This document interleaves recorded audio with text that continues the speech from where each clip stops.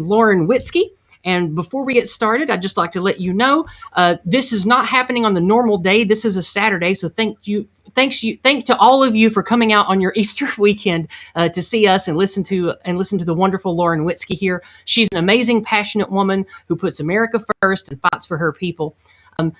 Lauren, I learned your name first from the MAGA America First groups I worked with during the election battle last winter, but I didn't learn about you personally until you were on my friend Jason's channel recently. And over there, you said amazing things. You talked about how white Christian men were the most persecuted people in the country and how you were going to do everything in your power to right those wrongs, especially by making those evil, greedy people in the GOP pay for turning their backs on the American people. So today, I would love for you to tell me and my viewers who you are, and for the few who don't know, tell us of your glorious America First campaign, what you plan to do this year, as well as projects, social media, and websites that you'd like others to know. I can link them for you in the chat. All right.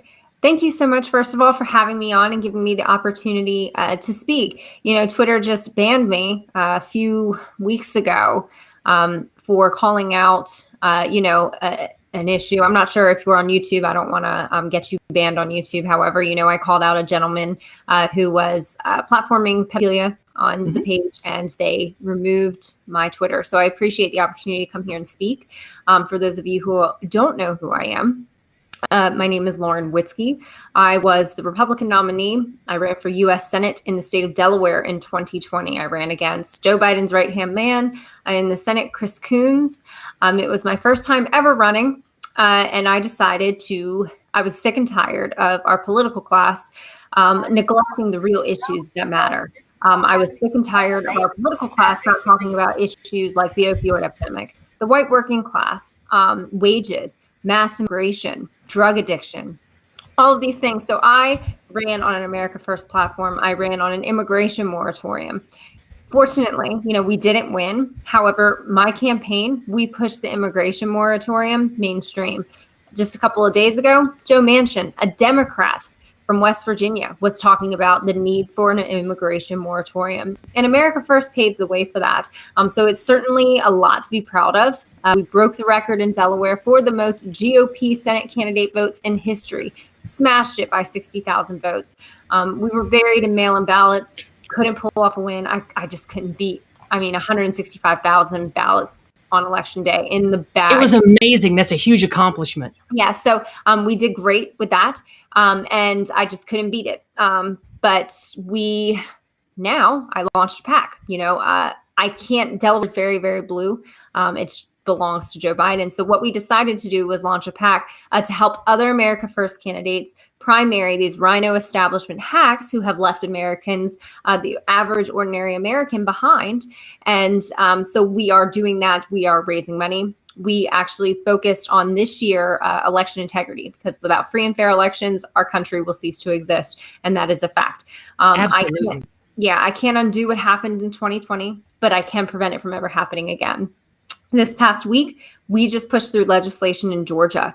We're working on the ground at the state level to get election reform, and we're doing it, and we're getting it done. The RNC and Ronna McDaniel, what she did, she spent millions of dollars to establish a task force of 12 people that sit around and do nothing. It's up to us to take our country back. So that is what we have decided to do. And we're a hardcore politics group. We're good. We're a strong Christian group, and it's all about preserving America. What if we actually conserved? And we're a Christian nation, regardless of what our enemies say.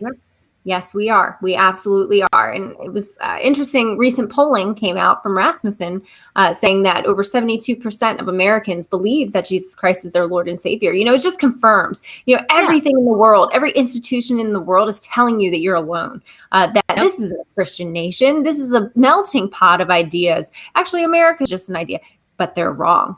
And Rasmussen is one of the most accurate polls. Everybody knows that it is legit. It was really encouraging to see that, because it goes to show that we are not alone. We aren't. America is a people. It's a culture, and it's also a religion. We were founded on Christian principles. People swear in on the Bible, and that is a tradition that we need to uphold, because our nation belongs to Christ. So we're focusing on that. And we're having a lot of fun beating up on politicians, especially the Republicans. I love beating up on Republicans because they deserve it. They got it coming, especially those lying rhinos. Exactly. Our elected officials are pathetic and weak, and they need to do better. And we are forcing them to do better. So I've already got your Gab, Telegram, Instagram, and your political support links shared in the chat. Is there any new site or new thing that you have going on you'd like me to link for everyone, or do those cover it? Yeah. So do you have www.holdthelinepack.com? That is my pack that I am running right now. And we are successful, like as in we're getting stuff done. What you see in Georgia, the whole fit that everybody's throwing, the corporations are now throwing, MLB's throwing, that was our election integrity bill that we pushed through in Georgia. Awesome. Okay, I just got that one shared too. Okay, everybody's got that one now too. Yes. That is what we're doing, and there's results in what we're doing. We cut Stacey Abrams off at the knees. I want to brag about this because I haven't had a chance. Do it. I like this story. It's exciting. It's exciting because now they're full meltdown mode. I mean, we saw that Park Cannon, that lady, that Democrat representative, she stormed the Capitol, is walking around with a sling now, got arrested for a felony. They're full meltdown mode. And we're just ordinary people. Like, I'm just an ordinary person who loves my country. And when we organize... Well, that makes you extraordinary to me, Lauren. You keep doing it. Oh, thanks. Yes. It makes, we're effective when we organize and mobilize. We get things done. And don't apologize. Never apologize for fighting for what you believe in. Ever. Absolutely. Speaking of what we believe in, since it's Easter Sunday, I thought that we could start with this. You've got the passion of God in Christianity, like many of us, and much like me, you've overcome the failings of the world and now vehemently speak against the degeneracy plaguing our country. You remind me of white positive Christian leader James Edwards and his wife Danny, who speak about the same things with the similar passion as you do. They're Southern Baptists like my family, and they have a radio show called Political Cesspool. Could you share with us some of your passion about God and what Christianity means to you and how it drives you to do what you're doing?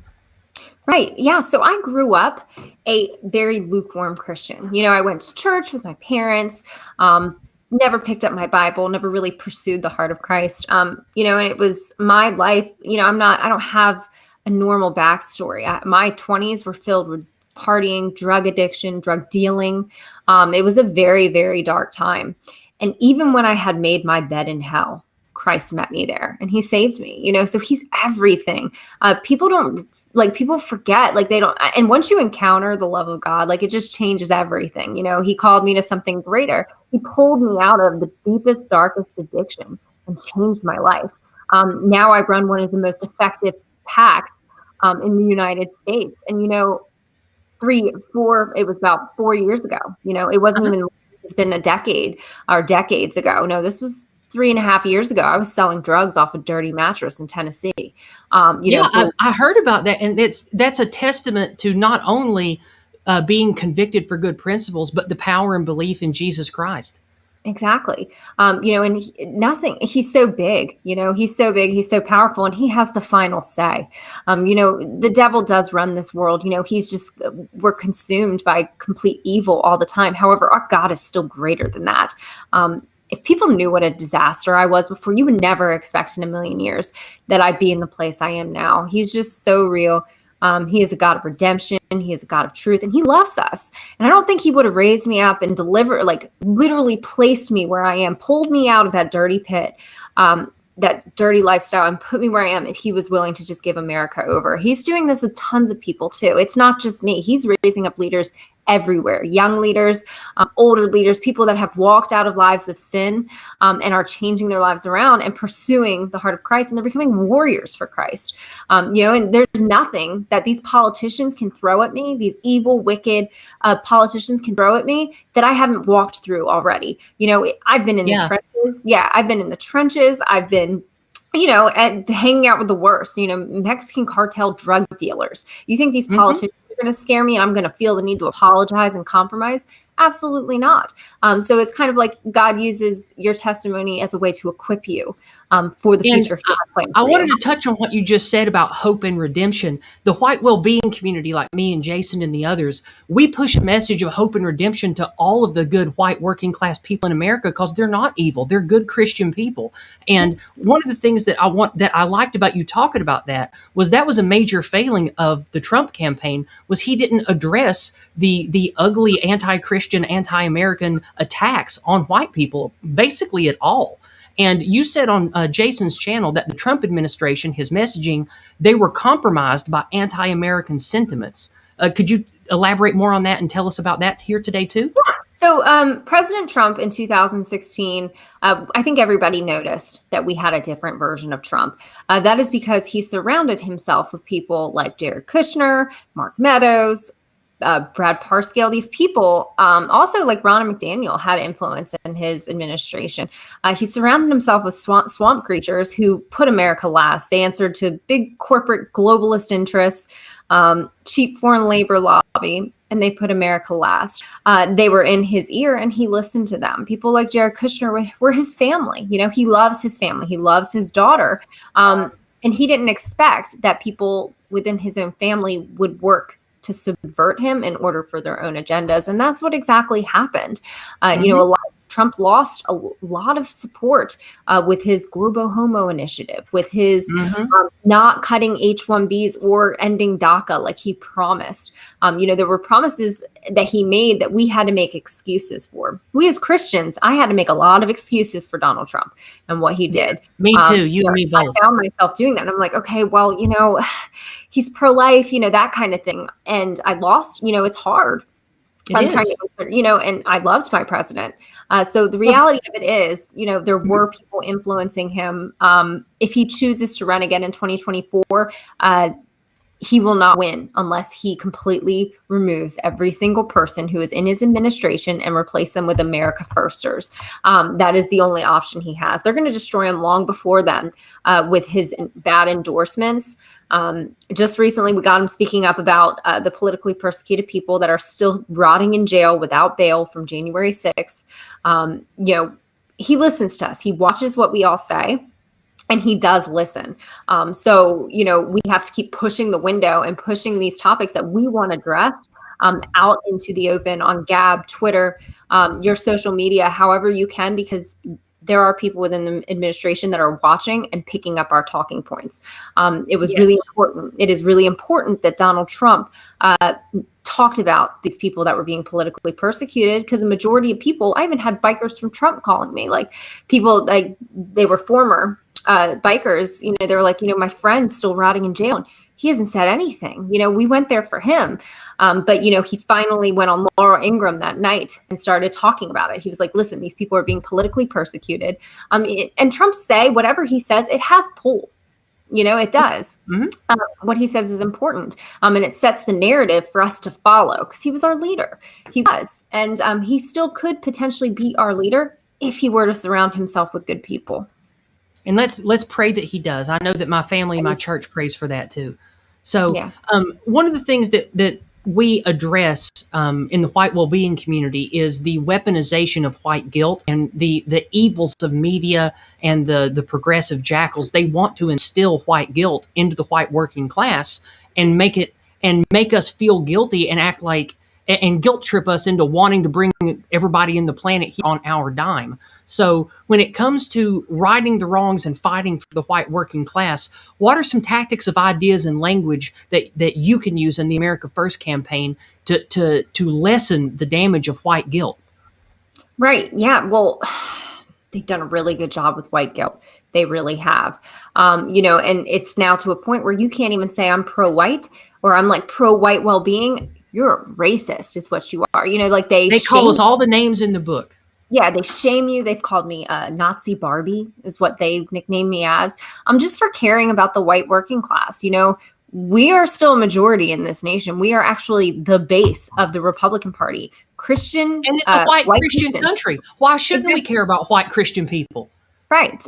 You know, why are we being put on the back burner for mass immigration? But they've done a really good job.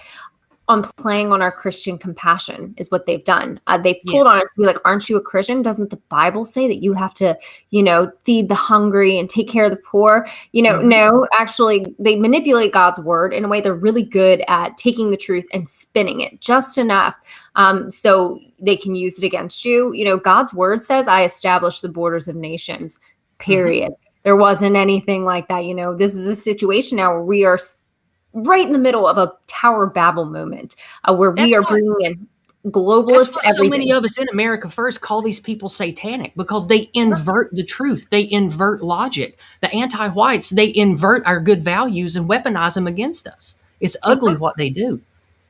They do. And if you look, a lot of Catholic charities are the ones, Christian charities are the ones who bring in a lot of immigrants because they have pulled on their their Christian compassion. Like, you're supposed to take care of these people, but these people come in and then they vote they vote pro-choice 9 out of 10 times. Yeah. So they're literally getting us to dismantle ourselves by playing on that Christian compassion. So we have to now take a hard stance. Yes, I'm a Christian. This is what God's word says. No, I won't apologize for it. I have to take care. Like, who would have thought that securing the border and taking care of American families first would be such a controversial idea? It shouldn't be controversial, but they have turned it into controversy because the other side is insane. Like, these people are literally demonically just oppressed psychos is what they are. We see it all the time. It's sick. It's very ungodly the way that they behave and how they treat us. Yes, it is true. It is very true. And they hate us. They not only do they hate us, they want us starving, our kids brainwashed. They essentially want us all dead. And that is something that you cannot negotiate with these people. You will never appease them ever.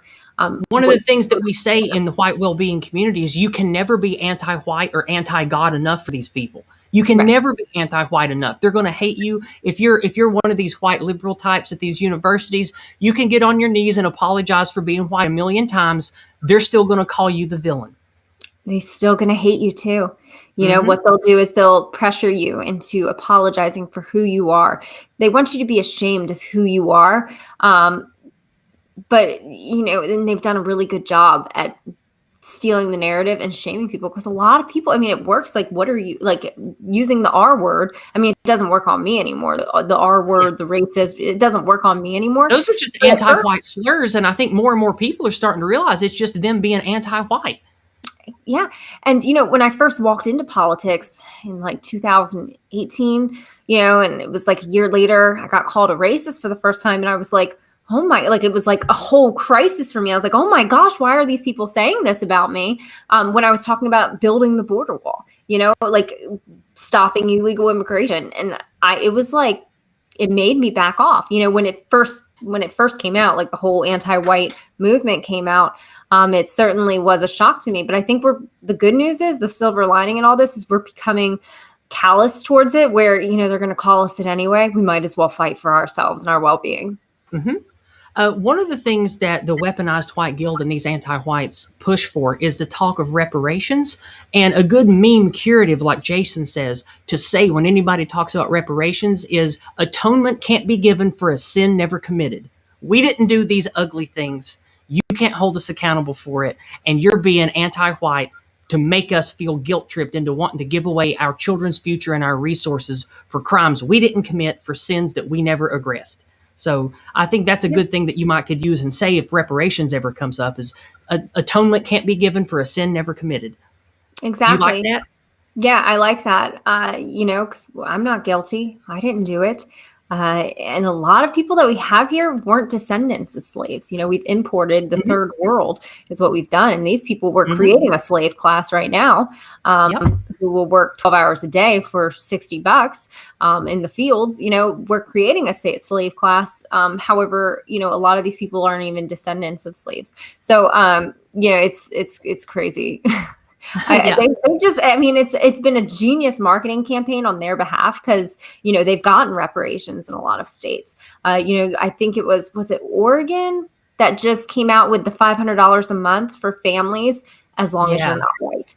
As long as you're not white. That was the most anti-white thing I've read about in a long time. Have you read about anything that anti-white recently, or does that take the cake? Nope. I think that was it. That is literal racism. That is literal white person hatred. I think the word for it is anti-whiteism, because the R word, it's lost its meaning now. It only is used to hurt us. We should call that anti-whiteism. Just call it what it is, Yeah, it is. That is what it is. So we're at the halfway mark now, and I want to remind everyone, if you want to get your questions in over on Entropy, PayPal, and Cash App for the great, positive Lauren Witzke, do so now, because we only have her for a limited time. And now we're going to move on to my next question for you, which is, going forward this year with your campaigning of America First, putting the good Christian working class people of America first, are there any specific politicians or names of people in different states or areas in America that you want people to be aware of, that they can look up to vote for or to support in their local areas? Yeah, absolutely. So we have an Immigration Moratorium America First candidate named Jerome Bell running in Virginia Beach. He is going to win. He's one of us, and he is going to win. So if you are in the Virginia Beach area, get in contact with the Jerome Bell campaign. He ran last year against Rhino Scott Taylor. Scott Taylor was able to beat him in a primary because they threw in another candidate. It was a mess. They're going to do everything they can to derail America First candidates. Yep. You're looking at them, the RNC, watch and see the RNC, who they promote. They have the same commercials. It's like this crew of people. It's like that Lincoln Society filth, the way they came for Donald Trump. Yeah. And like Catalina Loft is a Rhino establishment, open borders hack is what she is. She's a beautiful face. I've met her before. Low IQ, nothing going on up here. Won't fight for you. She's running against Kissinger. Do not vote for Catalina Loft. She will end up opening your borders, and she will be the worst thing for middle-class America. Also, we have, who else do we have? We have quite a few candidates that are about to announce that are running, and it's going to be great. Jan Morgan in Arkansas. She is incredible. She's running against Beltway creature Boozman is what she's doing. What's interesting is what they did. They got word that she was about to announce her run for Senate. She's running on an immigration moratorium as well, and she's going to win as well. But they got word that she was going to announce that she was going to run for Senate. They flew Donald Trump in 2 days later to endorse Boozman before, they just did it just to undermine and usurp her campaign, before she even announced, because she's a gunslinging, she's awesome. And she's like sounds like my kind of lady. I bet I'd like her. Yeah, she is a gun rights hero down in Arkansas. Cool. She literally, after 9/11, wouldn't let Muslims into her gun store because, she's like, I'm not going to train terrorists into her shooting range. So she's a little bit of a hero down there. She's awesome. And she's running. I'm in rural Appalachia, and we got more guns than shoes around here. So she sounds like my kind of lady. Yeah, absolutely. So if you are in Arkansas, make sure you look up Jan Morgan as well. She's amazing. I only know one person in Arkansas, but I'll definitely tell them. Yeah, for sure. You definitely should, because, we have America First running. We have pushed issues like the immigration moratorium, taking care of the white working class, raising the wages for the white working class, and demographic displacement and replacement through mass migration. These are issues that we have pushed mainstream. We have fought so hard to push into the mainstream talking points. And we now have candidates. Last year, we ran candidates. I was one of them as well. We didn't win. We weren't able to get somebody to DC. Marjorie Taylor Greene has hops, she is amazing. She's doing a great job there. But the America First, we got one person in there. This year, it's going to be 10 people. Next time, it's going to be 20 people. And the America First movement is going to take over the GOP. We are going to replace the GOP because they deserve to be punished for stabbing us in the back and letting us fall to these globalist corporations, mass migration. They've just betrayed us. They hate us. Absolutely. And I think one of the things that mass migration is so evil about is the media and the anti-Western complex, whatever you want to call it, the anti-whites and academia here. They weaponize these migrants to be jealous of us and hate us on purpose. Do you agree? Do you think that's what they're doing? Yeah, so they import the third world and then they radicalize them on anti-white, anti-American propaganda, and then they wonder why they murder us and why they have mass shootings, why they kill us. It's because they are literally bringing people into this country and then radicalizing them into seeing us as the enemy, when we're actually gracious enough to allow them to come into our country. I don't think they should. I think we definitely need a hold on all immigration. America has had Me too. enough immigration. I support full moratorium. Yeah. Yeah. But however, that is what they did. And they're like, oh, what happened? Why are these, Islamic terrorists murdering us all? Or why are these Mexican cartel gangsters coming in here and killing little children? Well, they aren't assimilating because we imported way too many. So they don't even want to be here. Anyway, it's all for economic reasons. They don't want to be here to be a part of America. And then on top of that, they're trained to believe we are the enemy. If you're white, you are the devil. You're the white devil is what they think. So, yeah, it's certainly responsible. They are certainly responsible for this. The media. No matter what our actions or our words, like we talked about earlier, we're always the villain in that anti-white narrative. They no matter what we do or say, it's okay. Are you white? Well, you got to pay up. You got to give up your children's future. It's just disgusting the way they treat the good people of this country. Yeah. I want to have kids. I want to get married. Like I'm working on it. Okay, guys, everybody gets some crap. I'm working on it. Okay. But that's what I want. And it's concerning because I'm like, is homeschool going to be illegalized? Eventually, this is where we're heading. Are my kids going to be are they going to be forced to go to public school where they're going to be indoctrinated by this transgender, curriculum, this anti-white curriculum, and it's concerning as a young person who I want to have 10 kids. That's what I'm going to do it. I'm probably going to homeschool every single one of them. But one of the things that's so evil about this anti-white stuff is who thinks that it's noble or good or just to teach a baby from the time they're little to hate their own people. That's so evil. It's so wrong. We have to stop this. Weaponized white guilt and the I don't know, I want to call it satanic, but the inversion of values is it's the most anti-white thing, and it's anti-American too. That's not what we're supposed to be about, Right. Yeah, absolutely. I know my ancestors helped build this country. I love this country. It's my home. There's nowhere for us to go when they bring a new population that wants us dead. There is literally nowhere for us to go. So we have to stand and we have to fight. We have to put our people first. That's why I love the America First movement. It matters. Yeah. We have to fight for our right to exist and not be shamed for it and not apologize for it. So we're getting close to the end of time with the wonderful Lauren Witzke. So we only have we have two paid chats come in here. So we're going to address those before we do the last bit with you on our way out. We're going to see what the community has to say to the great Lauren Witzke. We're going to refresh PayPal, refresh Cash App, and go over to Entropy and see what the lovely fans have to say. Okay. I love questions. I love this. So bring them on. We have the great Jason Kuna, who you were on with recently. He sent $50 for the two powerful ladies making it happen. God bless. God bless you too, Jason. Happy Easter, my friend. He's so awesome. I really enjoyed him. He's great. Oh, he really is. He's a huge inspiration to me. I love his Go Free book. And you remember, I'm the one that paid the money on that stream to get you a copy of those books that Jason sent. That was you? That was me, yeah. Thank you. Thank you so you're much. welcome. Happy Easter. Thank you. I appreciate it. You're welcome. Yeah, he had reached out and told me that somebody had paid for it. And I was like, well, can I thank him? He was like, oh, you'll have an opportunity to soon. And it just didn't connect with me. So thank you. That was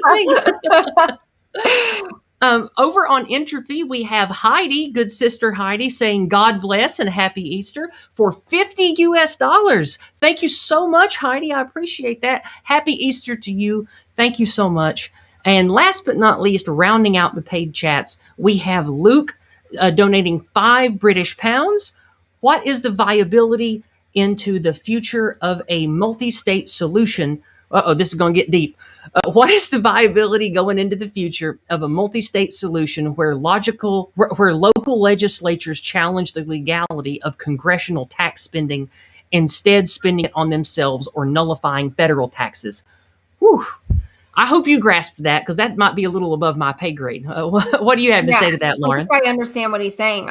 So I, I yeah, think what he's saying is, what's the viability of some kind of multi-state situation where legislators begin challenging the Fed gov to not take their money because they're not spending it on their own state? I think that's what he's asking. Do you think that yeah, that's viable, that legislators will start doing that?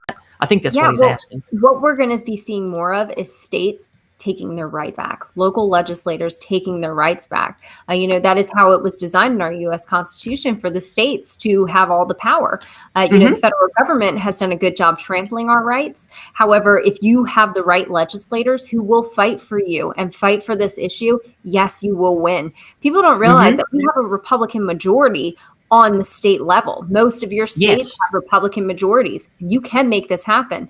And you know what? And that's why America First needs to replace them with people who actually love and care about our people. Exactly. And if they do not do what you want, you make them feel political pain. You run primaries against them. Oh, You yes. make them spend money. You give them bad media. You do things to them to get them to do what you want. We have control over the Republican Party. That is our party. These are the people that we need to start pressuring into doing what we want. So if that is what you want, start calling your legislators, getting other people to call their legislators, telling them on the state level that this is what they want.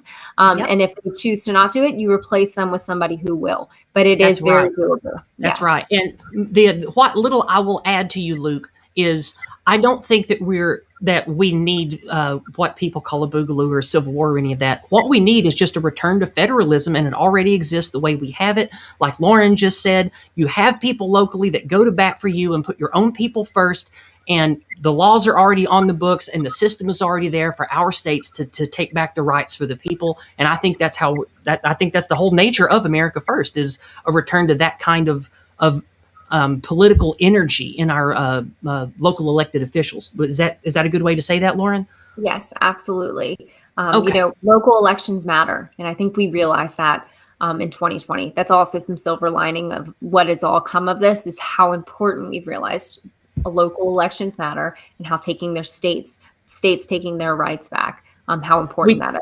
We just had a message come in on PayPal for $10 US, and on PayPal it shows your real name, so I only use the initials. Stephen N says, "Keep up the good work, ladies. Regards, Stephen of England." Well, thank you very much from across the pond, Stephen of England. We will both definitely keep up the good work. All right. Well, that is the end of the community message. Oh, no, here we have one from Jason. Jason pops up over on the question widget, also known as the tall Kevin widget. And Jason says, if Lauren runs again, in what state might she run, and or what electoral context, demographics, psychographics is she looking for? That's a good question. So I was considering running. I was considering just primarying Nancy Mace, who is a crazy rhino hag freshman congresswoman, easily replaceable down in South Carolina. South Carolina certainly isn't sending their best. Like, what is going on down there? They're a deep red state, and they keep sending us Lindsey Graham and Nancy Mace's, and it's a disgrace. So I thought we need some house cleaning down in South Carolina. There are Fitzpatrick in Pennsylvania, who has absolutely just wrecked the Republican even name. This guy deserves to be shamed. I'm considering a run against him too. If I were to run, I would run somewhere that I would win and be able to beat up on a rhino. But first, I won't win anything. I'll never win anything unless we fix our elections. So that's what 2021 is going to be for me. I'm going to go state to state to state and push election reform bills through the legislators. I think that's a noble goal, because we have to have that or we can't have anything. Yeah, exactly. And, that way I'll continue to raise money for America First candidates who are running, who are going to win. Also, so I can be a power force. I'm in Delaware, it's deep blue, but I can still be a force here in federal elections as well after I fix election reform. So that is my first goal. All right. Well, that is all the questions on entropy, and that is all the paid chats that I can find on all of the available platforms. So since the lovely Lauren is on a tight timetable, especially because it's Easter weekend, we have one thing before closing. Lauren, I know that your time is limited today, but thank you so much for taking time out to speak to me and my audience. Is there anything specific or any Bible verse or parable or anything you want to leave us with here on Easter weekend before you head out? Yeah, so I am a catechumen in the Orthodox Church. So our Oh, we're not on the same calendar. Actually, our Easter is not for a couple weeks. However, my whole family is celebrating Easter, so I will be eating turkey and enjoying my day with them for sure. So we have a bunch happy of that Easter. downstairs. I And, can't wait to get to when we're done. yeah, I just, you know what? I love Jesus so much. He is so good. You know, he's just so good to us. He didn't have to come into this dark, dirty world and save us, but he did. You know, so, you know, It's to an my fellow inspirational Christians, story. yeah, to my fellow Christians, you know, happy Easter. Spend it with your families. Take a praise break because God is so worthy. Jesus is so worthy. You know, he sacrificed everything for us, you know, and he didn't have to, and to a world that rejected him as well, you know. So, you know, this is a sacred holiday. And, you know, they're going to try, the government hates us. You know, what President Biden did? You know what he did? He put transgender flags up during Holy Week in front of the White House. These I people, know that made me so mad. yeah, these people That's a absolutely punch in the gut to the good white working people of America because yeah, it's our children and our communities that suffer by those lunatics. exactly. You know, he did it on purpose. He did, you know, to make a mockery of Hmm. Christ and his people, you know, the people that he loves. Yep. So, you know, it was on purpose. And, you know, every institution hates you, hates Jesus, hates the Lord, hates everything good. So I Yep. would encourage people to please stand firm. You're not alone. You are the majority. You're within the majority. You are. And I would encourage those And we within. got God and righteousness on our side. Yep, we do. But be bold. You know, I Yep. will tell you to please start being bold, be fearless, and be a force to be reckoned with because we are fighting pure evil. We are. Hmm. And it's exposed itself. We know what we're fighting against. Now we cannot we cannot be apologetic fighting this evil. So, Right.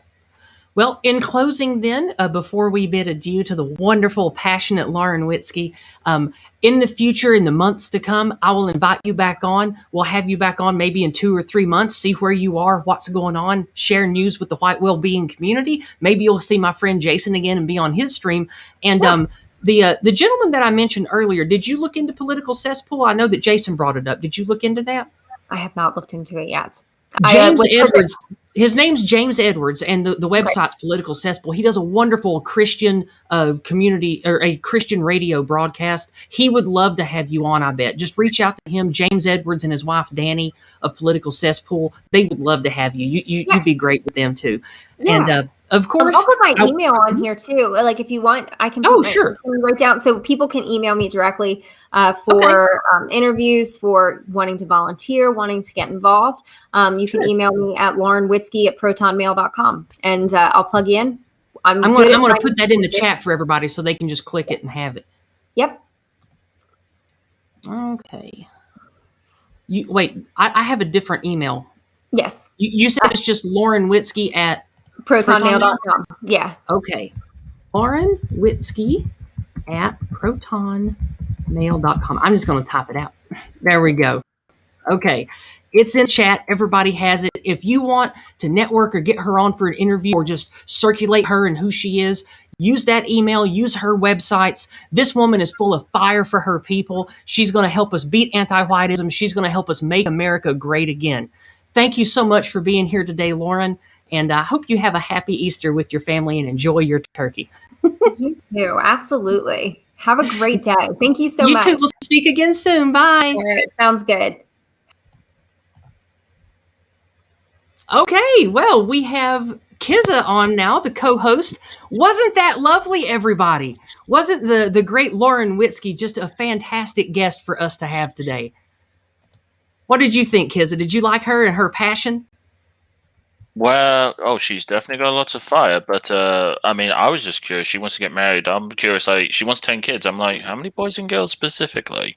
I could do with some lovely, female company, and my libido's definitely in top shape. So, Oh, now keep it classy. Keep it classy, Kizza. I know that she's I am very wonderful and gets you classy. fired up. I understand. I am very classy. I am very, very classy. Okay, I'm not. No, I'm just saying. I'm just saying.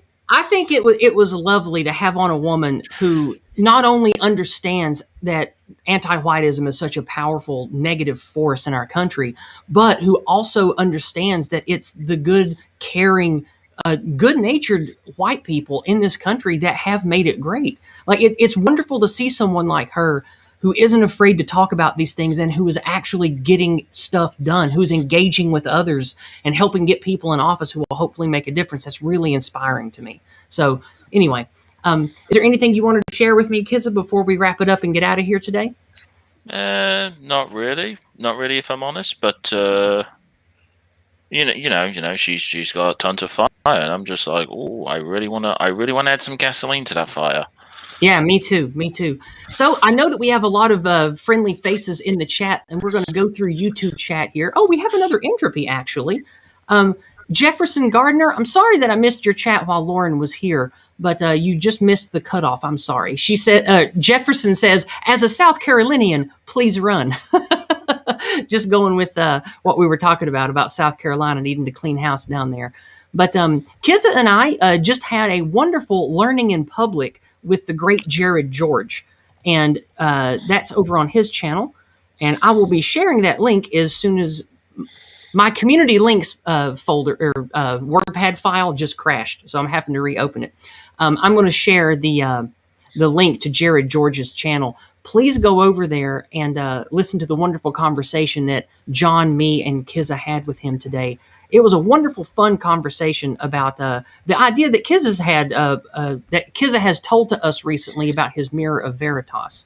So here's the link to Jared's channel. Definitely go over there and enjoy that. I know several of you in chat were there today, so good to see you here as well. Thank you for coming over to listen to me talk to the great Lauren Witzke. Now we're going to scroll through chat here, and I saw many people tagging me in the YouTube chat. Now, don't be upset with me that I didn't read things to Lauren, but when you host a stream, I can't go digging through piles and piles of chat. That's why you need to learn to use the Tall Kevin widget, also known as the question widget, over on Entropy, because that way you can order your questions and I can easily see them and get to them. So we have Nax McDonald asking if Lauren can run for office. Sorry, that's already passed. We've got, lots of friendly faces. I see that Jason Kuna, Elaine Sabatino is here. Reptile is here. We have Heidi. How lovely to see Heidi here today, too. I see we've got Carlo. We've got Lycomedes. Anybody else I recognize? Oh, Monty. Hello, Monty. Good to see you here. We got Jesse No Offense with us today. I'm so glad that all of you turned out. And, of course, I see Jason Kuna, the man himself here. Oh, Moss Lab. We got Moss Lab, too. We got some scrubbage in the chat. We've got Comes a Horseman. Oh, so many people turned out today. So lovely to see you guys in the chat. Thank you so much for being here. So many. Yeah, so many people today. I love all of watching you. Right now. Is that a record for us? No, I've had well over 100 before, but only for a few streams. That was last year when I wasn't getting massively oppressed, but suppressed rather. Oh yes, of course. This year I've broken 100 twice, but I just want to wish everybody a wonderful, happy Easter. Thank you for fueling me, giving me pathos to continue caring about our people and fighting for what's right. I encourage all of you, feel the passion of Lauren Witzke, feel my passion and energy to be good to your people. Call out anti-whiteism where you see it. Point the finger and shame weaponized white guilt. It's white guilt at the crux of this. And speak about it until everybody's tired of hearing about it. With that being said, is there anything you want to talk about, Kizza, before we wrap things up today? Not specifically. It's just a shame that a stream we did last night with Bill and Tank & Co. is sadly private. I would say well, go and check that's it out. because it got really wild and people were drinking and saying crazy stuff. I don't blame them for that. Yeah, but I will go ahead and share you. the links to our friend Bill. Bill and Tank, they run a channel called All Minus One and Ends Justify the Memes. So I'm going to share the links to all that right now. And this is where Kizza and I wouldn't say regularly, but often are on doing streams with them. And they're a really fun crew. So here we go. They're also on DLive, so I'm sharing all their links. Here we go. Those of you over on DLive, here we go. There's one, and here's the other. That's the ends justify the means. Kizza and I love those guys. They're wonderful. And we got to meet some other content creators and have fun with them last night on a big 3 or 4 hour drinking and having fun stream. So that's what we did last night. That's why my voice is a little weak. I'm ready to get off here, have a big Easter dinner with my family, and get some much needed rest because I've been hitting it hard for like the last 25 hours. So I love all of you again. Thank you for coming here today to listen to the great Lauren Witzke. And I will see you guys Monday night for more Dragons of Discord. Be sure to be there 6 p.m. Eastern, 10 p.m. BST.